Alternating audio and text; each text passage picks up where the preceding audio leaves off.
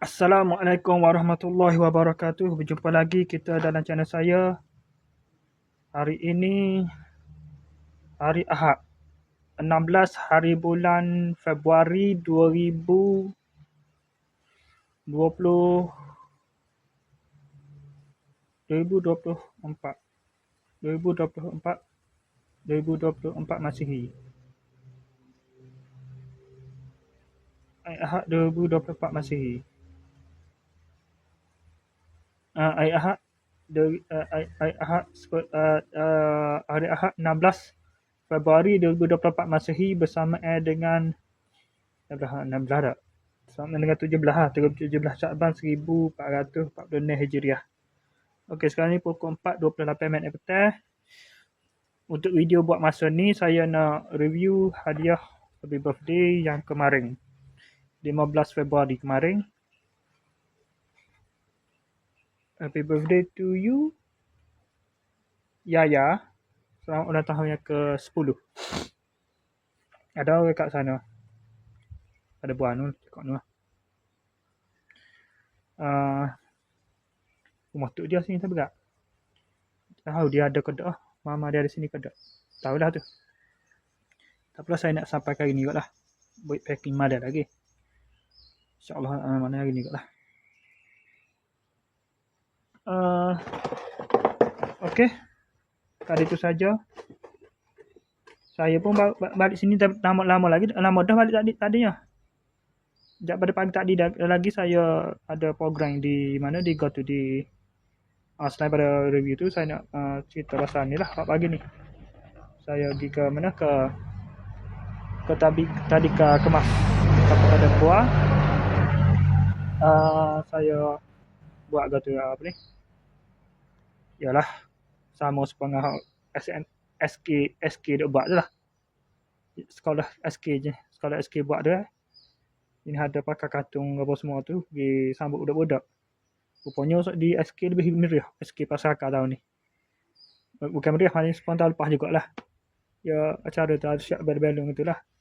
Sini tidak dirancang. Ni saya pergi sekolah pun saya pun tidak maklum. Saya pergi dengan surprise gitu ya.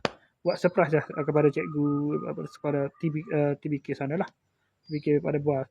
Tak suka Yusuf pindah. Waktu tu kita ingat tempat lama kita tak ada orang. Siapa pukul 8 tak ada orang lagi.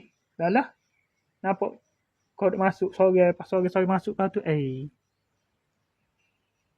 saya pun tengah gitar. Kita ingat jalan sungguh. Kita jalan sungguh. Dia pindah tempat lokasi dalam sikit. Dalam jalan yang sama juga tapi dulu depan tembok ni. Lepas tu ni pedalaman sikit. Adakah saya buat video dah yang mereka tahu tu? Waktu lokasi dulu. Lepas. Di luar. Tepi dengan jalan besar. Ni.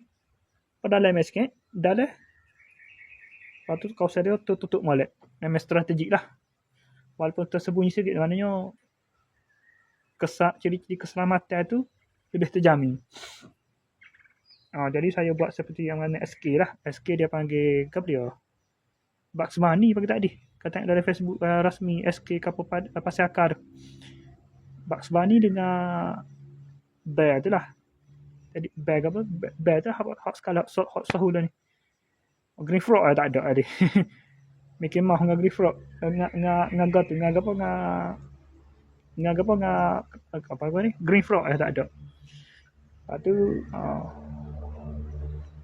nama apa dah dia? Bugs Bunny ada lah.